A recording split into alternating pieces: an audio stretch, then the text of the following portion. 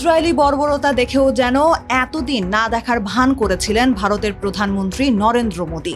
ফিলিস্তিনি রাষ্ট্রের প্রতি নয়াদিল্লির ঐতিহ্যবাহী সমর্থনকে পাশ কাটিয়ে চোখ বুজে সমর্থন দিয়ে গেছেন ইসরায়েলকে।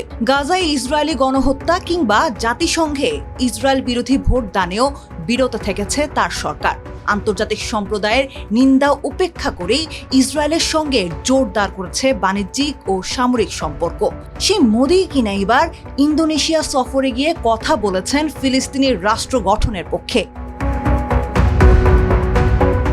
৭ জুলাই জাকার্তায় দেয়া এক ভাষণে নরেন্দ্র মোদি বলেন, বৈশ্বিক অস্থিরতার সময় ভারত মনে করে সংলাপ ও কূটনৈতিক ভূমিকা আগের চেয়ে অনেক বেশি গুরুত্বপূর্ণ হয়ে উঠেছে। ফিলিস্তিন ইস্যুতে আমরা দ্বিরাষ্ট্র সমাধান ও দীর্ঘমেয়াদী শান্তিকে সমর্থন করি।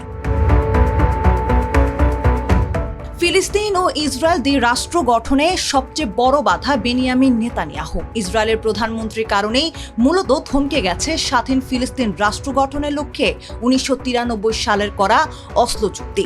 পুরো প্রক্রিয়া আটকে দিয়ে পশ্চিম তীরে একের পর এক গড়ে তোলা হচ্ছে ইসরায়েলি বসতি। গাজা ধ্বংসযজ্ঞ চালিয়ে সেখানেও বসতি স্থাপনে ফন্দি আটা হচ্ছে। ফলে জটিল হয়ে উঠেছে দ্বিরাষ্ট্র গঠনের সম্ভাবনা।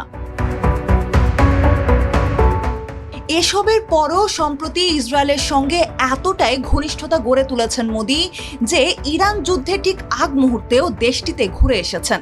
ইসরায়েলকে পিতৃভূমি হিসেবেও আখ্যায়িত করেছেন তিনি। এমনকি ইসরায়েল ও নেতানিয়াহুর সঙ্গে সম্পর্ককে নতুন এক উচ্চতায় নিয়ে যাওয়ার অঙ্গীকার করেছেন ভারতীয় এই প্রধানমন্ত্রী।